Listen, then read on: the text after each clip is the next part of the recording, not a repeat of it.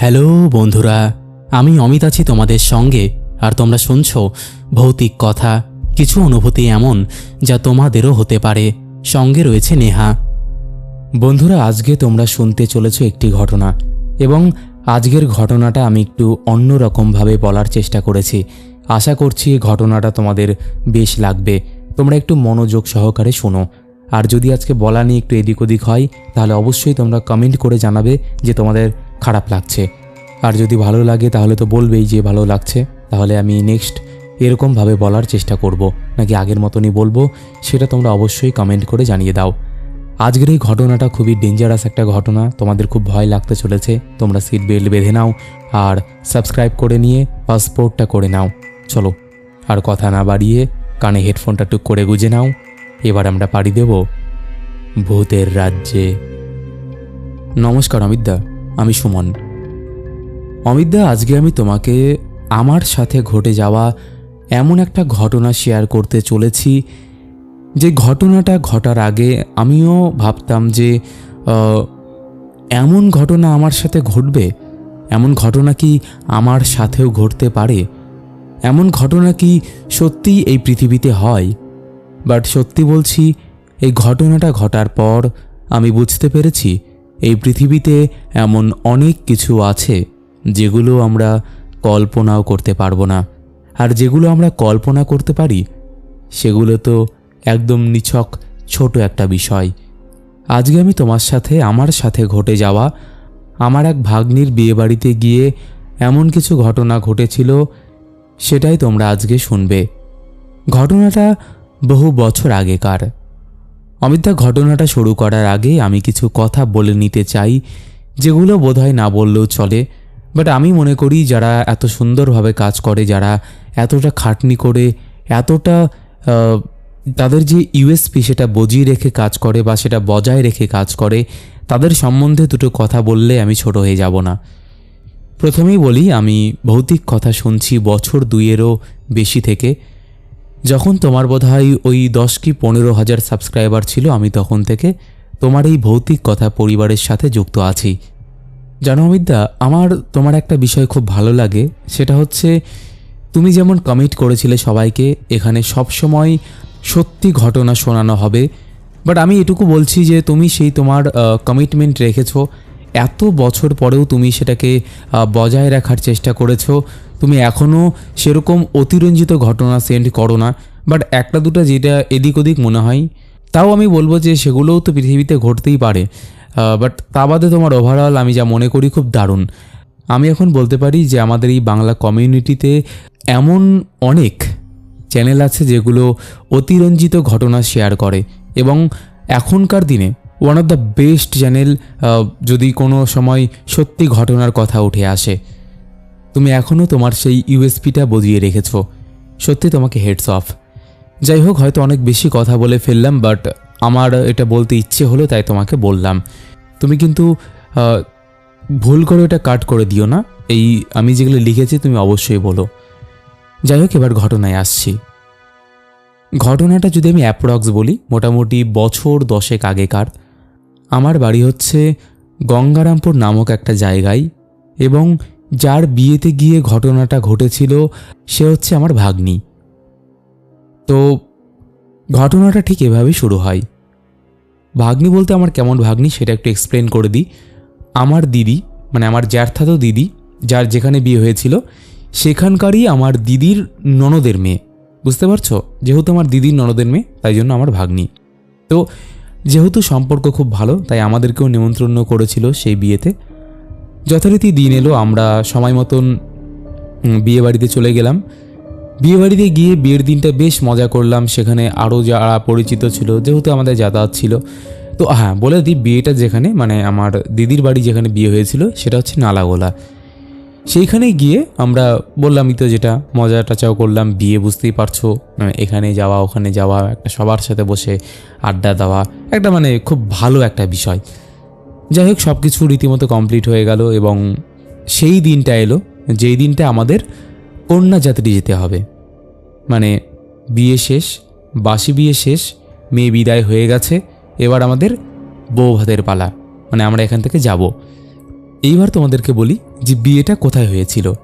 বিয়েটা হয়েছিল রায়গঞ্জের একটা জায়গায়, আমি জায়গাটা পুরো মেনশন করছি না এখানে। তো যতদূর সম্ভব যেই দিনটা আমরা গিয়েছিলাম সেটা কোনো একটা বার ছিল, হয় মঙ্গলবার না হয় শনিবার বা বৃহস্পতিবার, মানে যেগুলো দিন আমরা ভাবি যে মানে এগুলো সুপার ন্যাচারাল পাওয়ারের ক্ষমতা বেশি থাকে, সেই দিনটার কোনো একটা বিষয় হবে। মানে কেন মনে আছে সেটা তোমাদেরকে বলবো, এক্স্যাক্ট ডেটটা মনে না থাকলেও, সালটা মনে না থাকলেও। অনেকে হয়তো বলবে যে তুমি সাল মনে করতে পারছো না, তুমি অ্যাপ্রক্স বলছো, এদিকে তোমার দিন মনে আছে। যাই হোক, দিনটা কেন মনে আছে সেটা তোমরা পরে তোমাদেরকে জানাবো। তো রীতিমতো সকাল থেকে তোড়জোড় চলছে, কে কি পড়বে, কে কোথায় যাবে, কে কোথায় বসবে। যেহেতু আমার মানে দিদির ননদের বর আর কি, মানে সেও আমার জামাইবাবু বলতে পারো, সে যেহেতু গাড়ি চালাতো, তো সে একটা পুরো বাস ভাড়া করে নিয়েছিল। আর আমরা মোটামুটি কন্যাযাত্রী ছিলাম ওই 60 থেকে 70 জন। যাই হোক, সকাল থেকে তোড়জোড়, এ সাজছে ও সাজছে, এই করতে করতে আমাদের বেরোতে বেরোতে তখন মোটামুটি 6টা থেকে 6:30 বেজে গিয়েছিল। হ্যাঁ, আর একটা কথা বলে দিই, তখন কিন্তু শীতের সময়, মানে পুরো শীত যাকে বলে। তুমি সোয়েটার ছাড়া বা তুমি কোনো রকম ঠান্ডার পোশাক ছাড়া বাইরে বেরোতে পারবে না। যাই হোক, সবাই রীতিমতো যথাসময়ে, আর বিয়েবাড়ি বুঝতেই পারছো, মানে এ রেডি হয়তো ও হয় না, ও হয়তো এ হয় না, এরকম করে সবাই যখন বাসে গিয়ে কম্প্যাক্ট আর কেউ নেই, মানে বসে পড়েছে, তখন ওই 6টা থেকে 6:30 বাজে। বাস ছাড়লো, আমরা রীতিমতো যাওয়ার সময় কোনো সমস্যা হয়নি। আমরা গিয়েছিলাম সেখানে রায়গঞ্জে, ওখানে পৌঁছে গেলাম। গিয়ে প্রথমেই আমাদেরকে যেটা হয় আমাদের বাঙালির ক্ষেত্রে, অন্য কী ক্ষেত্রে হয় আমি জানি না, প্রথমেই আমাদেরকে বসতে দিল একটা জায়গায়। যেহেতু শীতের সময়, তো কোল্ড ড্রিঙ্কসের কোনো ব্যাপার নেই, আমাদেরকে সোজাই এনে দিল একটা মিষ্টির প্যাকেট এবং জলের বোতল। আমরা রীতিমতো সেগুলো খাওয়া দাওয়া করলাম। খাওয়া দাওয়া করার পর আমার যে ভাগনা ছিল তার বয়স আমার থেকে খুব কমই ছোট, খুব বেশি যে আমার থেকে ছোট তা না, এবং খুবই যে ছোট সেটাও না। যাই হোক, সে ভাগনা এসে আমাকে বলল, মানে ও যেহেতু আগেও অনেকবার গিয়েছে ছেলের বাড়িতে, মানে বিয়ে হওয়ার আগেও, তো ওখানে বেশ চিনে গিয়েছিল জায়গাটা। তো আমাকে এসে বললো, মামা এখানে একটা দারুণ জায়গা আছে, যাবে নাকি? তো আমি বললাম, দেখ ভাই, কটা বেজে গেছে দেখ, মোটামুটি তো রাত্রি হতেই চললো, তো এখন আবার কোথায় যাব? বললো, চলো না, একটা জায়গা, দারুণ জায়গা, চলো। তো আমি, ও আর আরও 2-3 জন মিলে ওইখানে গেলাম, আমাকে নিয়ে গেল। এবার আমি যখন ভেতরে ঢুকলাম না, সত্যি মনে মনে খুব আনন্দ লাগছিল যে বাহ, দারুণ একটা জায়গায় আসলাম। তো মানে তুমি ভাবতে পারবে না, ওটা একটা শ্মশান। বলছি, পুরো বিষয়টা বলছি, আগে স্পয়লার দিচ্ছি না। আমি প্রথমে ঢুকেছি, ঢুকে মানে তখন বোধহয় 8:30, হ্যাঁ 8:30 থেকে 9:45 বাজে। আমি ঢুকে দেখছি, বাহ, দারুণ জায়গায় এলাম। তো একদম মানে তোমরা সিনারিতে দেখেছো না যে একটা নেচারের মধ্যে যদি ল্যাম্পপোস্ট জ্বলে, মানে রাস্তার যে পোস্টগুলো থাকে, লাইট পোস্ট, সেগুলো জ্বলে, আর তার নিচে যদি একটা বেঞ্চ পাতা থাকে, কেমন লাগবে? তুমি জাস্ট পার্কের কথা ভাবো। আর লিটারেলি ওটা ঢুকে মনে হচ্ছিল জাস্ট পার্ক, কিন্তু আদতে কিন্তু এটা পার্ক না, ওটা একটা ছিল শ্মশান। শ্মশানটাকে এমন করে সাজিয়েছে না, মানে তোমাদেরকে ওটা পার্ক ছাড়া অন্য কিছু মনে হবে না, ওই পার্ক কাম শ্মশান টাইপের একটা বিষয়। তো আমি ঢুকলাম, চারিদিকের পরিবেশ দারুণ লাগছিল, একটা খুব শান্ত নিলিবিলি একটা পরিবেশ, মানে কি দারুণ একটা বিষয়, তোমরা বুঝতেই পারছো যারা ওগুলো জায়গায় গেছো, যে খুব সুন্দর একটা ফিল হচ্ছিল আমার। আমি রীতিমতো সেই বেঞ্চে গিয়ে বসলাম। বেঞ্চে বসে বিভিন্ন রকম গল্প করছিলাম, কারণ জানি আমাদের মানে খাওয়া দাওয়া করতে অনেক দেরি আছে। তো ওইখানে গিয়ে আমরা বেশ গল্প করার পর আমাদেরই ওখান থেকে একজন, মানে ভাগনার সাথে আরও যারা ছিল, সে বলল, মামা চলো, এখানে তো বসলে, চলো একটু ঘুরে দেখি পুরোটা। আর ওই যে এরিয়াটা না, পার্ক বা শ্মশান বা যাই বলো না কেন, বিশাল বড় এরিয়া, মানে তুমি ভাবতেও পারবে না এতটা বড় এরিয়া। তো রীতিমতো আমরা সেখানে গেলাম, গিয়ে মোটামুটি ঘুরলাম। হ্যাঁ, মানে ফুলের গাছ বলো, বড় বড় ইউক্যালিপটাস গাছ বলো, আকাশমণি গাছ বলো, মানে একটা ফরেস্ট কাম পার্ক, মানে তোমাকে বলে বোঝাতে পারছি না, এত সুন্দর লাগছিল। যাই হোক, আমরা ঘুরলাম। এবার তখনও পর্যন্ত কিন্তু আমি জানতাম না যেটা শ্মশান, মানে বলতে পারো ও আমাকে সারপ্রাইজ দেওয়ার জন্য নিয়ে গিয়েছিল। আমি ঢুকলাম, ঢুকে মোটামুটি শেষ প্রান্তে যখন গেলাম না, তখন দেখলাম মানে চারিদিকে কোথাও কেউ নেই, বাট ওখানে মানে বেশ লোকের সমাগম এবং সবাই চুপচাপ, অতটা কেউ কোলাহল করছে না। আমি তো প্রথমে বুঝতে পারিনি, তারপরে যখন ওখান দিয়ে পাস হচ্ছিলাম তখন দেখলাম যেখানে প্রচুর লোক এবং সেইখানেই একটা লাশ রাখা রয়েছে।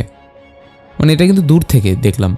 তারপরে যখন পাস হলাম, যে পাস হওয়ার যে কথাটা বললাম, কাছে যখন গেলাম তখন দেখলাম ওখানে মরা পড়ছে, মানে মরা পড়ার আগে যে খড়ি সাজানো হয় না, সেরকম খড়ি সাজানো হচ্ছে।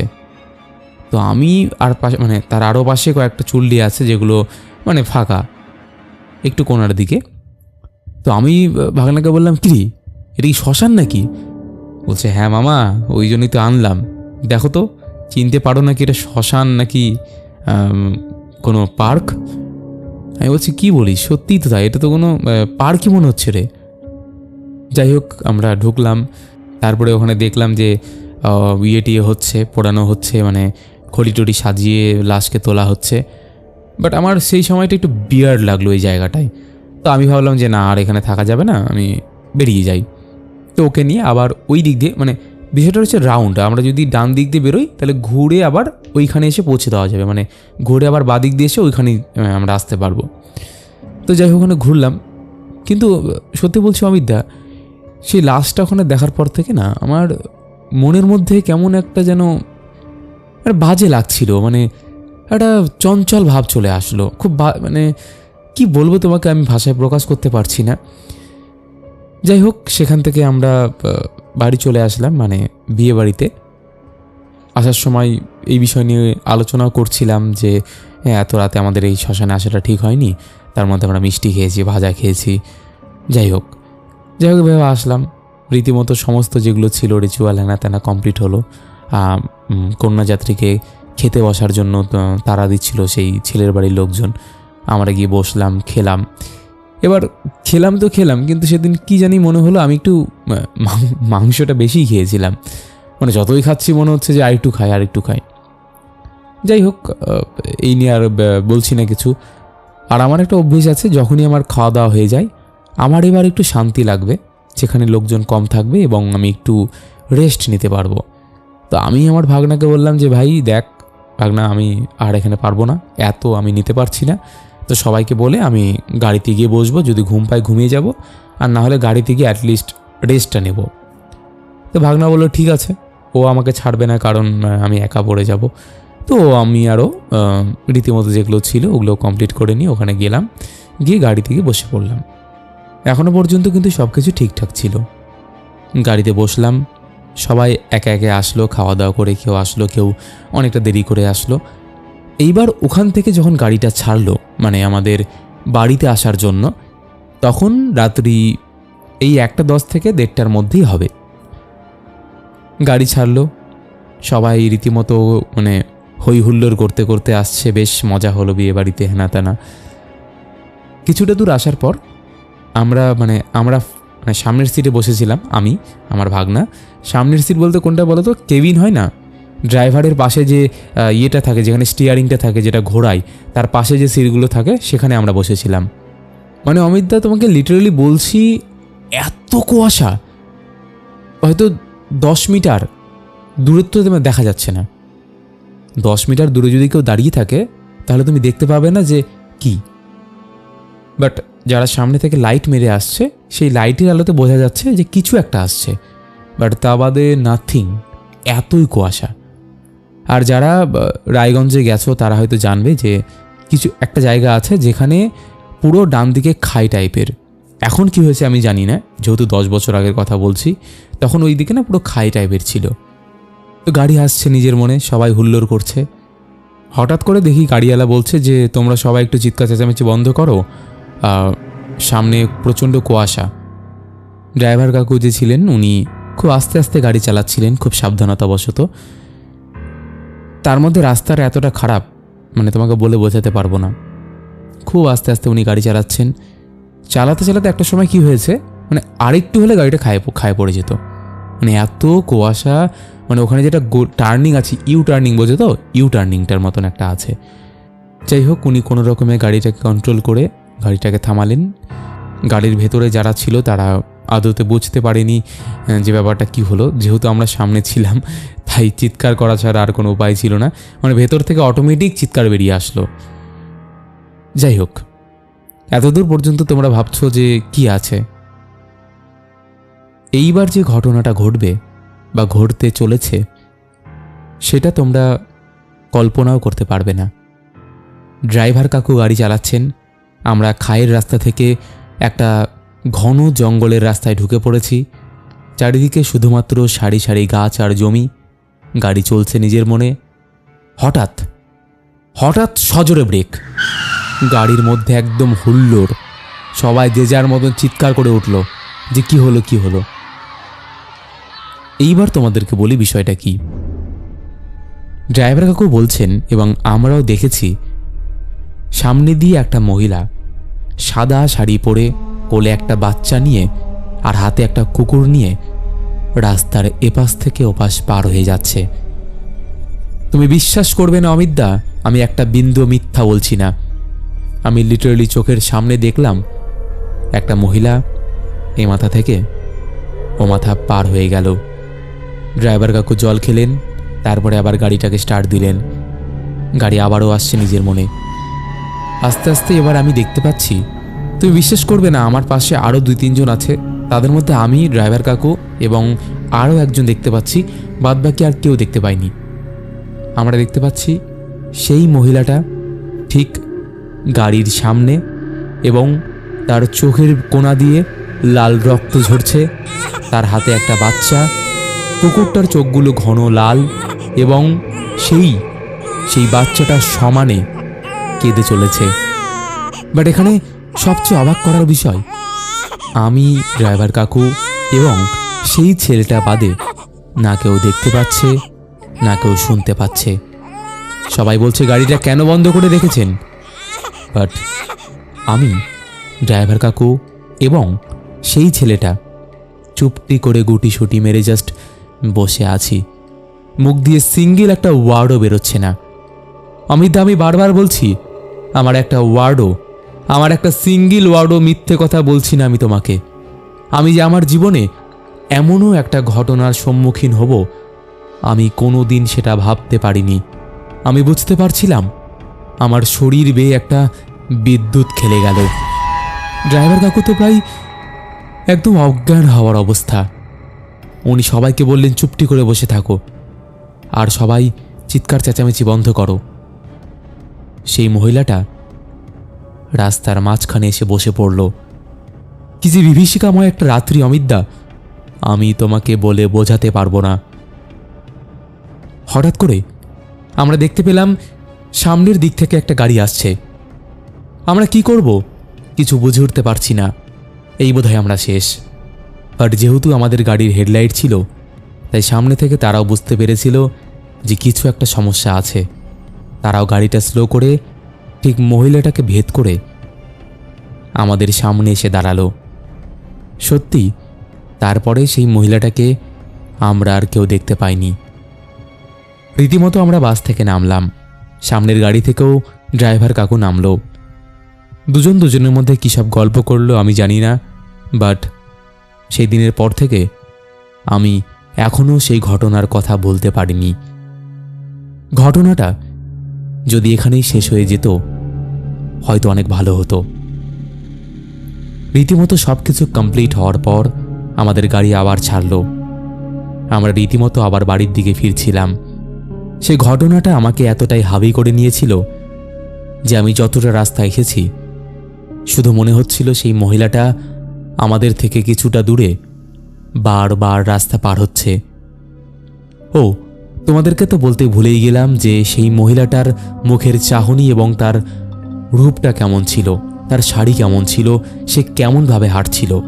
প্রথমেই বলি, সেই মহিলাটার পরনে ছিল সাদা ধবধবে শাড়ি। তার কোলে যে বাচ্চা ছিল তার গায়ে কিচ্ছু ছিল না, এবং যে তার সাথে কুকুর ছিল সেই কুকুরের চোখগুলো পুরো লাল ছিল এবং তার গায়ে একটা লোমও ছিল না।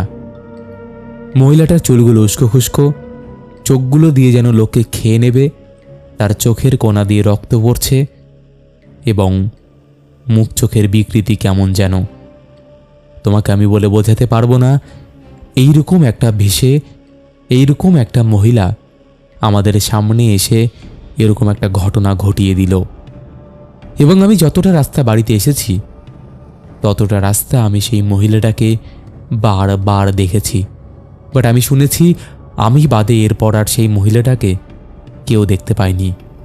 বাড়িতে আসার পরেও এর রেশ আমার উপর বহুদিন ছিল, তবে এই রেশ কিন্তু নর্মালি কাটেনি। বাড়িতে আসার পর আমি আমার ঘরের কোণে সেই মহিলাটাকে বাচ্চা সমেত বসে থাকতে দেখতাম। কখনো কখনো আমার ঘরের কাছে হাউ মাউ করে কেঁদে উঠত। অমিতদা, আমি তোমাকে সত্যি বলছি, আমি বারবার বলছি, আমি একটা ওয়ার্ডও মিথ্যে বলছি না। এই ঘটনাটা আমার জীবন পুরোপুরিভাবে শেষ করে দিয়েছিল। আমি যে কাজ করতাম সেই কাজেও আমার মন বসতো না। একদিন আমি দেখছি আমার ঘরে একটা মহিলা ঠিক টিকটিকি যেমন করে দেওয়াল দিয়ে ওঠে না, তেমন করে উঠে সিলিংয়ের সাথে ঝুলছে। আমি রীতিমতো চিৎকার করে উঠেছি, এতটাই চিৎকার করেছি যে পরের দিন যখন আমি থুতু ফেলছিলাম তখন দেখছি আমার গলাতে রক্ত বেরোচ্ছে, মানে গলা চিরে গেছে আমার, এতটাই আমি চিৎকার করেছিলাম।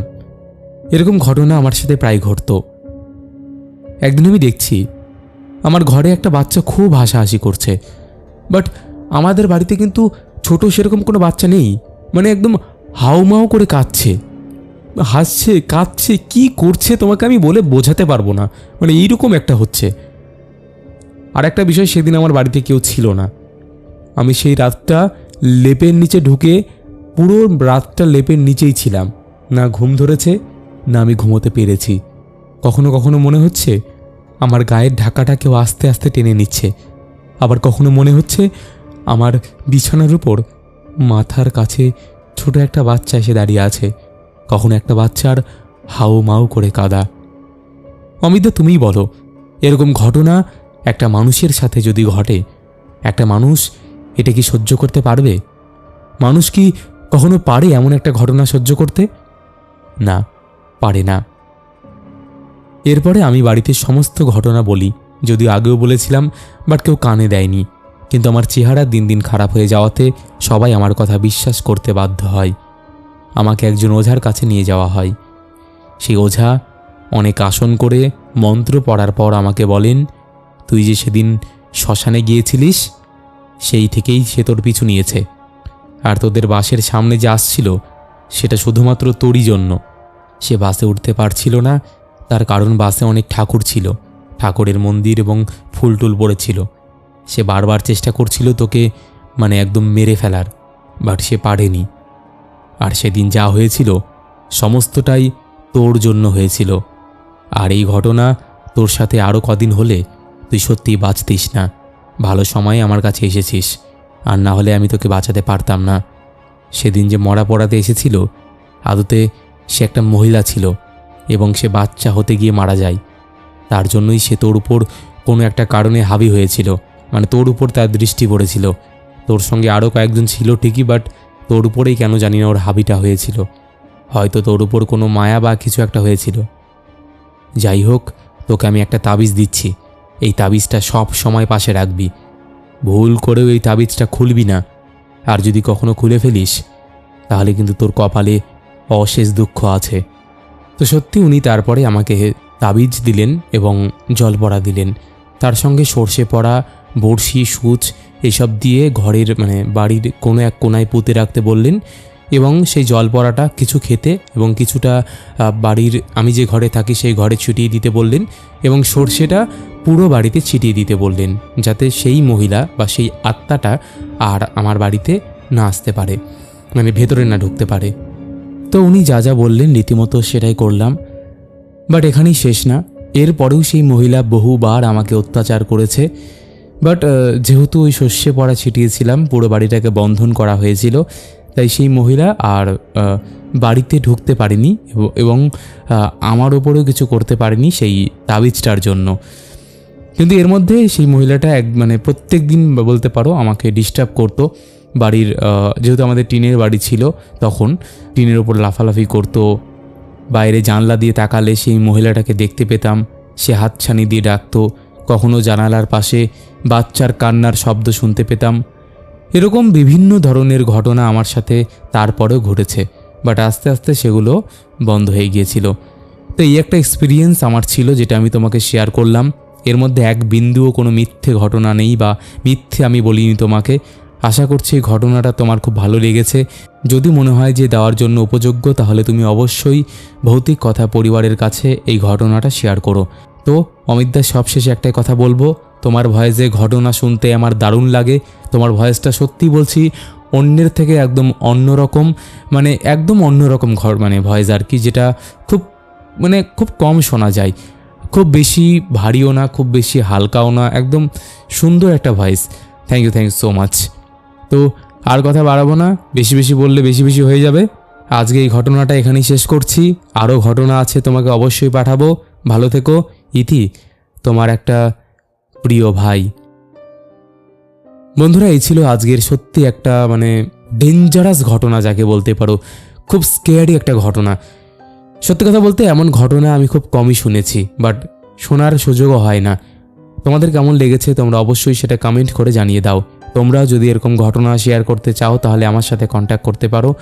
আমাদের হোয়াটসঅ্যাপ নাম্বার থেকে শুরু করে সমস্ত সোশ্যাল মিডিয়ার লিঙ্ক তোমরা ডেসক্রিপশন সেকশনে পেয়ে যাবে। তো আর দেরি কিসের, তাড়াতাড়ি কন্ট্যাক্ট করে নাও।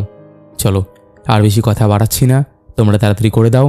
এবার আমরা শুরু করি শাউট আউট পর্ব।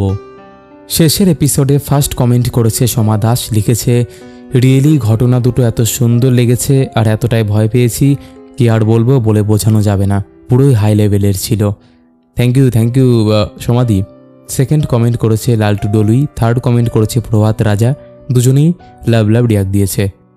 তারপরে কমেন্ট করেছে শুভ বেরা, দেবাশিস সরকার, তোমার প্রিয়, অনিকেত কুণ্ডু, শয়তান বাচ্চা, শুভাশিস, রোহিত রয়, এসকে রাহুল আলী, সুমিত ঘোষ, এসকে ইমরান লিখেছে, দাদা আমার জিএফের নামটা একবার হ্যালো করে বলো।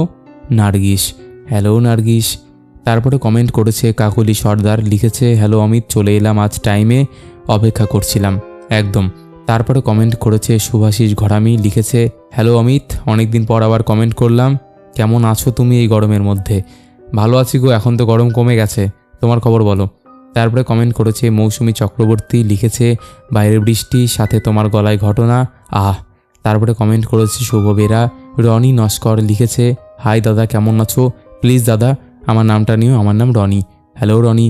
তারপরে কমেন্ট করেছে বাদশাহ গেমিং, লিখেছে, হ্যালো করে বলতে হ্যালো বাদশাহ। তারপরে কমেন্ট করেছে প্রীতম, লিখেছে, দাদা আমি মাম্পি, হ্যালো মাম্পি। জয়ন্তশীল লিখেছে, কেমন আছো দাদা? আমাদের কলকাতাতে বৃষ্টি হয়েছে, তাই ওয়েদারটা খুব ঠান্ডা, সাথে তোমার কণ্ঠে ঘটনা পুরো জমে ক্ষীর। Thank you. বিশ্বজিৎ সর্দার লিখেছে, হাই দাদা, কেমন আছো? ভালো আছি, তুমি কেমন আছো? স্বর্ণাভ সাধু খান লাভ রিয়াক্ট দিয়েছে। মধু লিখেছে, দাদা আমি ভূতে ভীষণ ভয় পাই, তাও ভৌতিক কথা শুনতে ছাড়ি না। এই নিয়ে আগে বাড়িতে অনেক বকা খেতাম, আর এখন আমি আমার বাড়ির লোকের সাথে ভৌতিক কথা শুনি। আই লাভ ইউ ভৌতিক কথা। Thank you so much Madhu. তারপরে কমেন্ট করেছে স্বপ্না বাজেল, শিহাব শাফিরুদ্দিন, B2W সায়ন গেমিং, চুমকি ঘোষ, মিষ্টি পাখি। তারপরে কমেন্ট করেছে সুপ্রিয়া দাস, মামুন মণ্ডল লিখেছে, একবার হ্যালো করে বলতে হ্যালো মামুন। তারপরে কমেন্ট করেছে বিদিশা ঘোষ, লিখেছে, অমিত এখন ঠান্ডা ঠান্ডা কুলকুল ওয়েদারে, তার মধ্যে তোমার ফাটাফাটি প্রেজেন্টেশন, সব মিলিয়ে জমে ক্ষীর, খুব ভালো লাগলো, চালিয়ে যাও বন্ধু, একদম। তারপরে কমেন্ট করেছে সায়ন সরকার, পাপড়ি দোলা। রত্না রয় লিখেছে, দাদা তোমার ঘটনাগুলো শুনলে সত্যি অন্য জগতে চলে যায়, এভাবেই আমাদের ভৌতিক কথা আরও এগিয়ে যাক। Thank you so much. Pratanu Banerjee লিখেছে, এক্সিলেন্ট এপিসোড। গীতা গোস্বামী লিখেছে, হ্যালো সোনা ভাই, শুনছি। মনিকা ত্রিপুরা লিখছে, অসাধারণ ঘটনা, গায়ে শিহরণ অনুভব হলো ভাই। তারপরে কমেন্ট করেছে আমি গুড্ডু, বারুইপুর থেকে, লিখছি, হ্যালো বলো। হ্যালো গুড্ডু। তারপরে কমেন্ট করেছে সুদেশনা সিংহ রায়, রেখা পাসমান, সুদীপ হোর, ডিজে ব্লগার অনিশ, পৃথা, সঙ্গীতা মজুমদার, সঙ্গমিত্র রয়, জয়শ্রী গুপ্তা, পারমিতা চৌধুরী, কার্তিক সাহা, নাসিবা উর্মি, রিকা, এরকম আরও অসংখ্য প্রিয় মানুষেরা আমাদের শেষের এপিসোডে কমেন্ট করেছে, যাদের কমেন্ট আমি আর চাইলেও পড়তে পারছি না। তো আজকের মতন এখানেই শেষ করছি, আবার দেখা হবে নতুন কোনো ঘটনা নিয়ে।